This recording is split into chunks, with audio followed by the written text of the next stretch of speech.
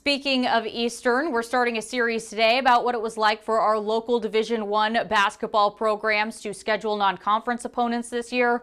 Obviously, Eastern, Wazoo, and Gonzaga are on completely different playing fields when it comes to the college basketball landscape, and thus their experience scheduling non-conference opponents was completely different as well. Just to note that this interview was conducted before Eastern reported their 2 positive coronavirus cases. Karthik Venkatraman has more.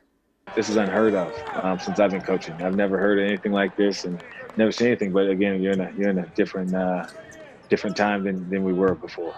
Eastern Washington men's basketball head coach Shante Leggins says between 45 to 50 teams have come and gone off the Eags non-conference schedule up until this point. We had a pretty tough schedule. Besides that, we had Notre Dame. We had a lot of other schools that we were going to play. We were supposed to go to Charlotte and play in an MTE out there. So we had some games on the East Coast, but we had to cancel them. And so what we try to do is stay on the West Coast as much as we can and try to get dates that work. And that's another thing that hurts because everyone's looking for games. The result as of now, they have 4 non-conference games. And we've talked to so many teams, every team on the West Coast. We've tried everything. All California schools, every school you could think of, we've reached out to. Even as the season approaches, the schedule isn't set. The Eags want to add more games. It just makes it better if you could play teams that are closer. Like you go play UW or Seattle, you could just get on a bus and take off and go play them.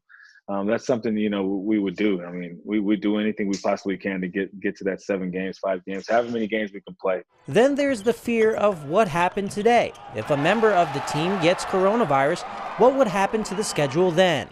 We know how close everything is. You're a test away, maybe 2 tests away from having to sit out 14 days. And if you have to sit out 14 days, you may miss 2, 3, 4 games.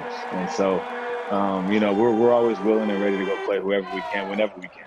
I'm Karthik Venkatraman, Krem 2 Sports. Like I said earlier, there is a possibility that Eastern's game against Oregon gets rescheduled. There is an interesting thing about that game in terms of money. Normally, non-Power 5 teams are paid to go play Power 5 teams. Leggins told us that his team is getting paid about $50,000 less than what they normally would get paid to play a squad like Oregon. Just another sign of how money is tight across all of college athletics right now. That's it for sports.